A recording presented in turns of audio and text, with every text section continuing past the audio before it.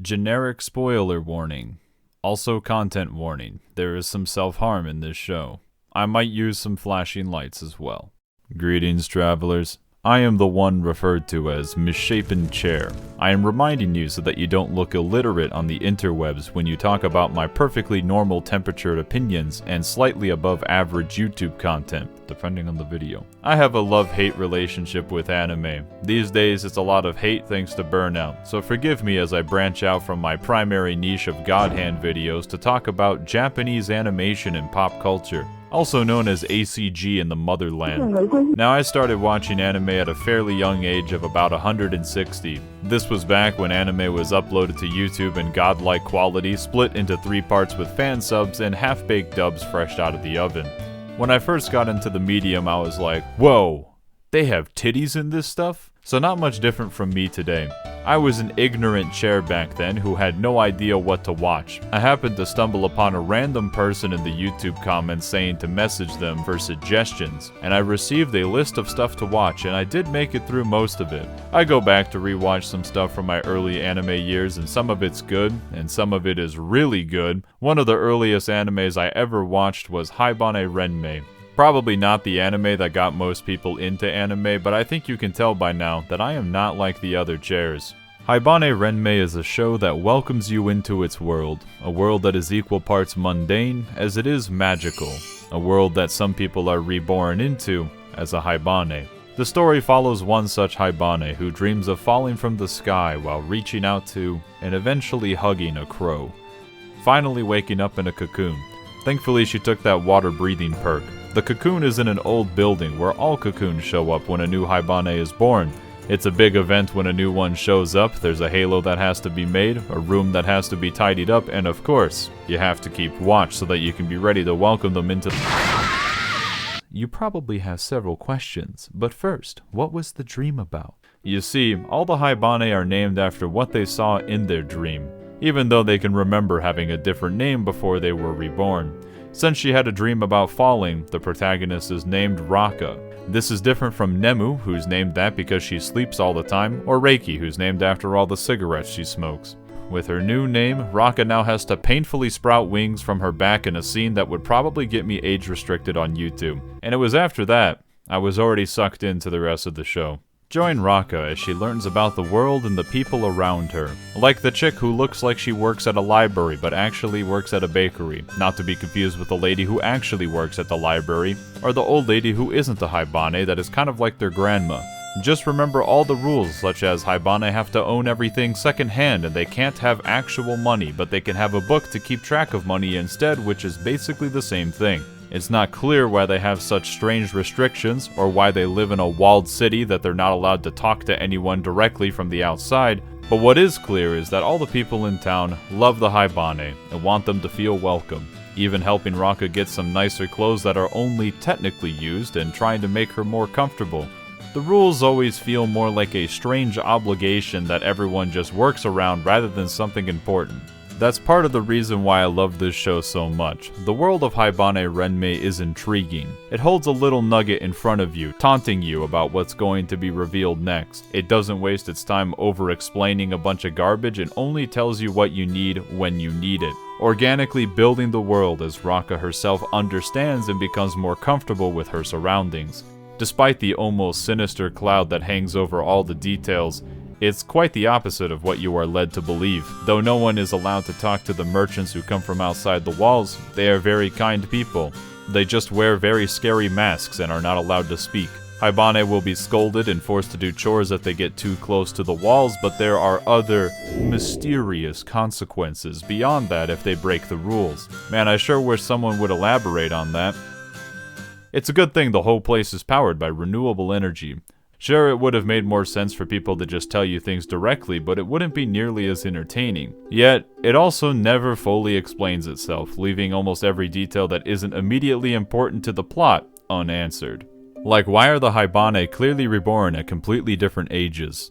After getting a bit more comfortable, Raka has to get a job to become a full-fledged Haibane, so the show begins by following the other characters and seeing what they do for a living. A true slice-of-life anime experience. I'm not messing with you on that one. The content warning becomes important later. See, that's the problem with including it at the beginning of the video, but you know, I don't want to ruin people's day and blindside them with some heavy shit out of nowhere, except that's also part of why I think this show works. But the first graphic scene kind of implies it's willing to get messy. I'm getting off track here. Instead, relax and enjoy watching classic anime characters such as extra energetic girl who works for grumpy old man. Despite his cold exterior, he cares very deeply for her. Look at that smile. Shout out to grumpy old men with hearts of gold, gotta be one of my favorite tropes.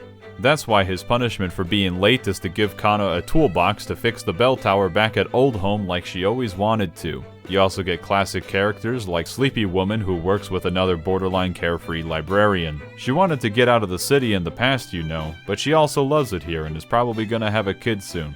Call it a hunch. Despite all the books in their library coming from the outside, they don't know anything about the world beyond the walls. Well, there is one book, one that describes the origin of the universe, but only the first few pages are preserved, so it just kind of ends. Tragic. I suppose you could always make up your own version if it bothers you that much. And while all of this is happening, Raka has Reiki and Ku to help her gain confidence and go out into the world, and also support her when she's sick. Ku, in particular, is the one who helps Raka see the world. Okay, it might be a little bit more forceful than that. She shows her how everyone is actually nice and forcefully puts Raka out there. In many ways, her adventurous nature and recklessness spreads to those around her, and gets them mixed up into her antics. When Raka is struggling to pick out a permanent room to move into, it's Ku that gives her the best suggestion. When it starts to get cold, she immediately gives her her jacket. Even though Reiki helps Raka when she's sick, Ku is who got Raka out of her shell. She was more than willing to offer a helping hand, and that's why it's so much harder when Ku flies away. The people are kind. It's a warm place full of love. And yet, it still hurts. Hurts to lose someone close to you, unsure if they're okay or even around to begin with anymore. The ones who bring the world to you in the first place can make you lose your connection to reality altogether. Everyone is sad to have Ku fly over the wall and complete her purpose. Ku even said that Raka gave her some of the courage to move on with her life, but that only makes the loss even more difficult. She should be happy that Ku got to celebrate the day of flight, but the feeling of loss is overbearing, suffocating. Why even get close to people at all if they're just going to leave eventually? That's such a childish thought to have, but it doesn't go away. Maybe things would have been better if she hadn't gotten out in the first place. It's wrong to feel this way, wrong to feel sad when you should be happy. Just pluck a few of the bad feathers out and nobody will notice. It's a good thing Raka got those wing covers for the winter to make it easier to hide, but they just keep spreading. Maybe you can just... There's nothing wrong with you. Everything's going to be okay. Why are the Haibane here? In Raka's case, she remembers that she wanted to disappear in her past life. She wanted to isolate herself so she wouldn't have to be hurt by loss ever again, only to hurt those around her that cared about her. Despite not knowing who this particular person was that was close to her, she still feels awful. She doesn't deserve the kindness that everyone shows her, doesn't deserve to live in this kind and gentle world. Why does everyone treat her so well and praise her while she's quite literally dyeing her wings on her back to make them the right color? People will hate her if they find out the truth. All the while, she's been being pulled towards a bird at the bottom of a well. But what does that mean? The bird was someone who cared about her in the past who wanted to let her know they don't hold it against her. Wait, what? At least the people who aren't allowed to speak and wear scary masks can help her get out of the well that she got herself stuck in. She didn't even bother to tell people where she was going. Even though Raka gave the dead bird a proper burial and understands the message, she still feels bad about it. Can't someone give her some guidance? If you commit a sin and feel guilty about it, are you a sinner or not? It's a paradox. Those who feel guilty for their sins, are they sinners or are they not? Is a real sinner one who does wrong, or is it one who can commit wrong without remorse? It's a cycle of self-hatred that you get yourself caught in.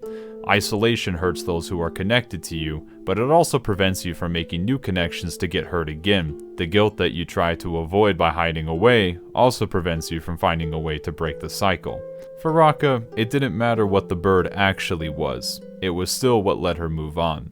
Also, touching the wall gives you a crippling deadly fever. Good luck. I won't spoil the rest of the plot and all the details from here. That is just one character's journey summarized with most of the details cut out. It is but one thread of the many that build Haibane Renmei. The only thing I will spoil is that there is a happy ending.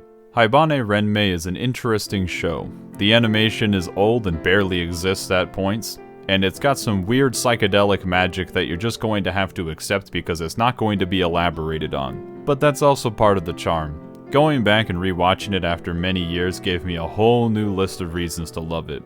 It's even better than I remember. It's probably doomed to forever be a cult show, but it also deserves to get more attention so that more people who will love it can finally find it.